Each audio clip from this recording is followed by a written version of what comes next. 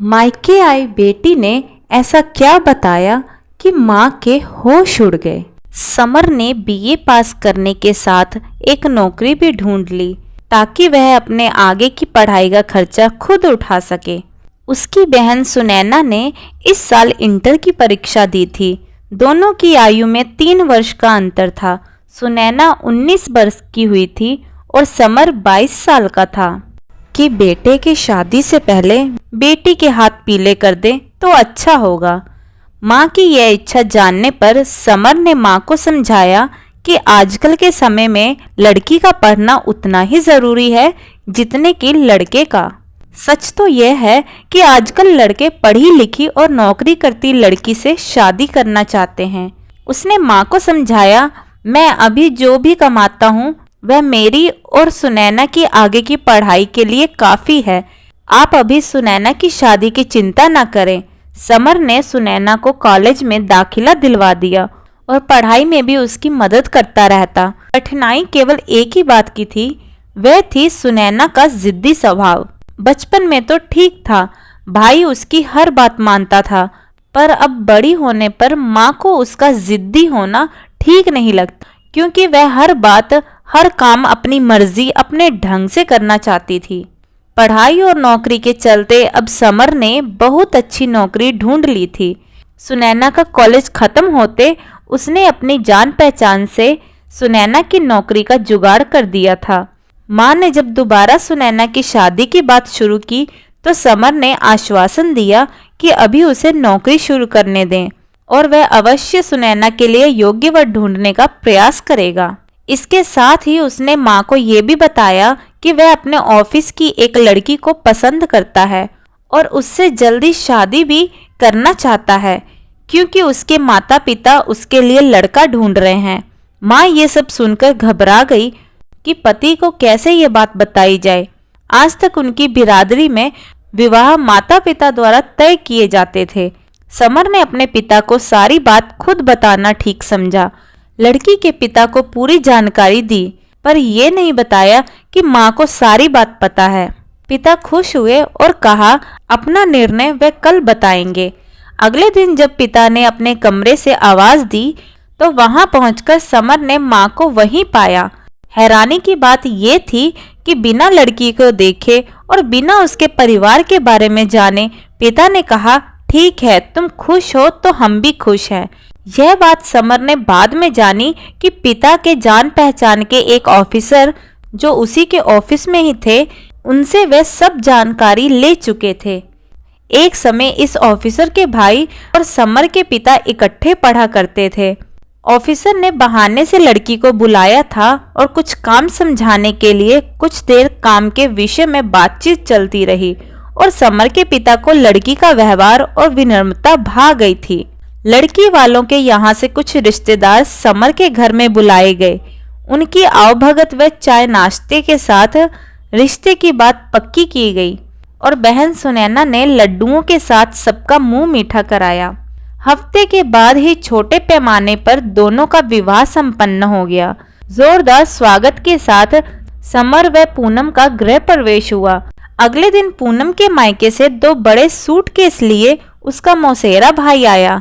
सूटकेसों में सास, ससुर, ननद व दामाद के लिए कुछ तोहफे, पूनम के लिए कुछ नए व कुछ पहले के पहने हुए कपड़े थे। 1 हफ्ते की छुट्टी ले नव दंपत्ति हनीमून के लिए रवाना हुए और वापस आते ही अगले दिन से दोनों काम पर जाने लगे।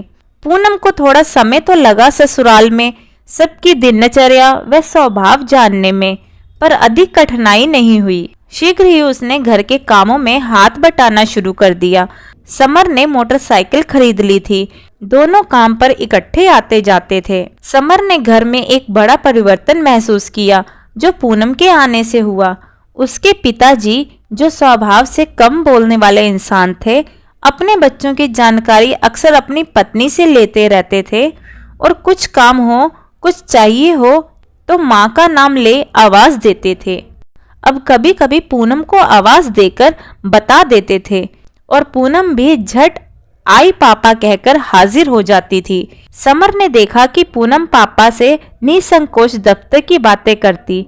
या उनकी सलाह लेती, जैसे सदा से वह इस घर में ही रही हो या उनकी ही बेटी हो। समर पिता के इतने करीब नहीं आ पाया। सब बातें माँ के द्वारा ही उन तक पहुंचाई जाती थी। पूनम की देखा देखी उसने भी हिम्मत की पापा के नजदीक जाने की, बात करने की, और पाया कि वह बहुत ही सरल और प्रिय इंसान है। अब अक्सर सबका मिलजुल कर बैठना होता था। बस एक बदलाव भारी पड़ा। एक दिन जब वे दोनों काम से लौटे तो पाया कि पूनम की साड़ियां, कपड़े आदि बिस्तर पर बिखरे पड़े हैं। पूनम कपड़े तह कर वापस अलमारी में रख जब माँ का हाथ बटाने रसोई में आई तो पूछा, माँ आप कुछ ढूंढ रही थी मेरे कमरे में? माँ ने कहा, नहीं तो क्या हुआ? पूनम ने जब बताया तो माँ को समझते देर न लगी कि यह काम सुनैना का है। सुनैना जब काम से लौटी तो पूनम की साड़ियां व ज्वेलरी पहननी थी। माँ ने जब उसे समझाने की कोशिश की तो वह साड़ी बदल ज्वेलरी उतार गुस्से से भाभी के बेड पर पटक कर आई और कई दिन तक भाई भाभी से बातचीत नहीं की। फिर एक सुबह जब पूनम तैयार हो साड़ी के साथ मैचिंग नेकलेस ढूंढ रही थी तो देर होने के कारण समर ने शोर मचाया और कई बार मोटरसाइकिल का हॉर्न बजाया। पूनम जल्दी से पहुंची और देर लगने का कारण बताया। शाम को सुनैना ने नेकलेस उतारकर माँ को थमाया पूनम को लौटाने के लिए। हद हो गई, निकाला खुद और लौटाए माँ, समर के मुंह से निकला। ऐसा जब एक दो बार और हुआ तो माँ ने पूनम को अलमारी में ताला लगाकर रखने को कहा, पर उसने कहा कि वह ऐसा नहीं करना चाहती। माँ के समझाने पर समर रोज ऑफिस जाते समय ताला लगा चाबी माँ को थमा जाता। अब तो सुनैना का अनबोलापन क्रोध में बदल गया। इसी बीच पूनम ने अपने मायके के रिश्तेदारी में एक अच्छे लड़के का सुनैना के साथ विवाह का सुझाव दिया। समर और पूनम लड़के वालों के घर जा सब जानकारी ले आए और बाद में विचार कर उन्हें अपने घर आने का निमंत्रण दे दिया ताकि वे सब भी उनका घर और रहन सहन देख लें और लड़का लड़की एक दूसरे से मिल सकें। पूनम के हल्के पीले रंग की साड़ी और मैचिंग ज्वेलरी निकाल सुनैना को उस दिन पहनने को दी, जो उसने गुस्से में लेने से इनकार कर दिया। बाद में समर के बहुत कहने पर पहन ली। रिश्ते की बात बन गई और शीघ्र ही शादी की तारीख भी तय हो गई। पूनम व समर माँ और पापा के साथ शादी की तैयारी में जुट गए। सब कुछ बहुत अच्छे से हो गया, पर जिद्दी सुनैना विदाई के समय भाभी के गले नहीं मिली। सुनैना के ससुराल में सब बहुत अच्छे थे। घर में सास ससुर, सुनैना का पति विनीत और बहन रिचा, जिसने इसी वर्ष ड्रेस डिजाइनिंग का कोर्स शुरू किया था। रिचा भाभी का बहुत ध्यान रखती थी और माँ के काम में हाथ बटाती थी। सुनैना ने ना कोई काम मायके में किया था और ना ही ससुराल में करने की सोच रही थी। एक दिन रिचा ने भाभी से कहा कि उसके कॉलेज में कुछ कार्यक्रम है और वह साड़ी पहनकर जाना चाहती है। उसने बहुत विनम्र भाव से सुनैना से कोई भी साड़ी जो ठीक लगे मांगी थी। सुनैना ने साड़ी तो दे दी, पर उसे यह सब अच्छा नहीं लगा। रिचा ने कार्यक्रम से लौटकर ठीक से साड़ी तह लगाकर भाभी को धन्यवाद सहित लौटा दी और बताया कि उसकी सहेलियों को साड़ी बहुत पसंद आई। सुनैना को एकाएक ध्यान आया कि कैसे वह अपनी भाभी की चीजें इस्तेमाल कर कितनी लापरवाही से लौटाती थी। कहीं ननद फिर कोई चीज मांग न बैठे, इस इरादे से सुनैना ने अलमारी में ताला लगा दिया और चाबी छिपा कर रख दी।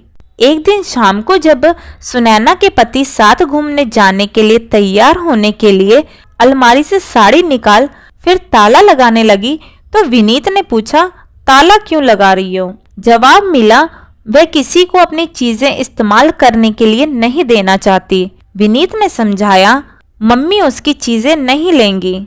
सुनैना ने कहा, रिचा तो मांग लेगी। अगले हफ्ते सुनैना को एक सप्ताह के लिए मायके जाना था। उसने सूटकेस तैयार कर अपनी अलमारी में ताला लगा दिया।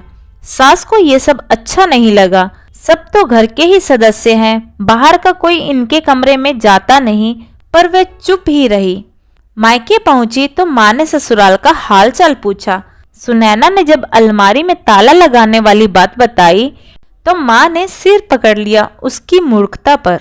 माँ ने सुनैना को बताया कि यहाँ पर ताला पूनम ने नहीं बल्कि मेरे कहने पर तुम्हारे भाई समर ने लगाना शुरू किया और उसकी चाबी हमेशा मेरे पास रहती थी।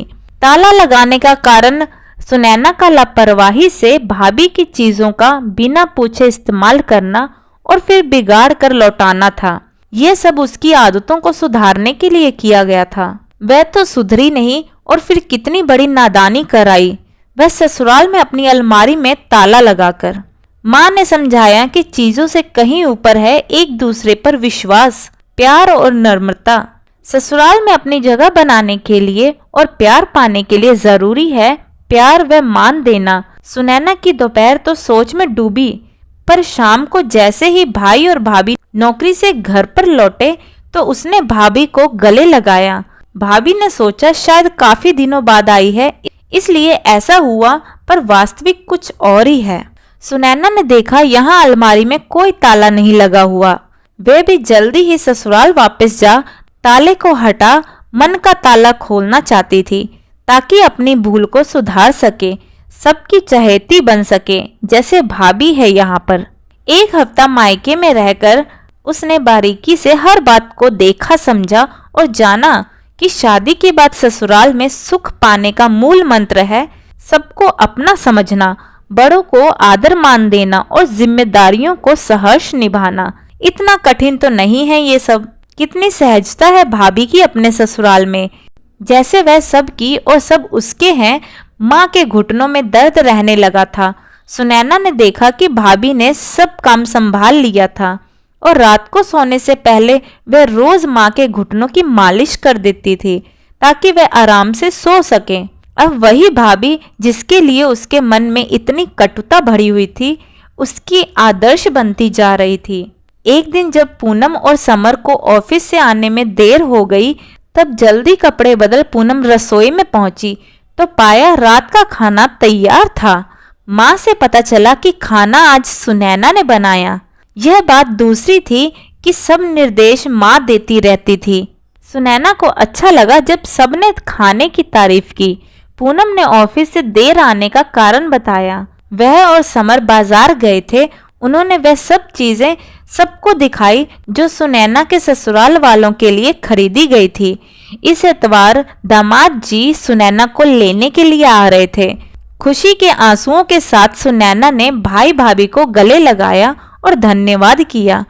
माँ भी अपने आंसू रोक न सकी बेटी में आए बदलाव को देखकर। सुनैना ससुराल लौटी एक नई उमंग के साथ, एक नए इरादे से जिसमें वह सबको खुश रखने का प्रयत्न करेगी और सबका प्यार पाएगी, खासकर विनीत का। सुनैना ने पाया कि उसकी सास हर किसी से उसकी तारीफ करती है, ननद उसकी हर काम में सहायता करती है और कभी कभी प्यार से भाभी जान बुलाती है। ससुर फूले नहीं समाते कि घर में अच्छी बहू आई है और विनीत तो सुनैना पर प्यार लुटाता नहीं थकता। सुनैना बहुत खुश थी कि जैसे उसने बहुत बड़ा किला फतेह कर लिया हो।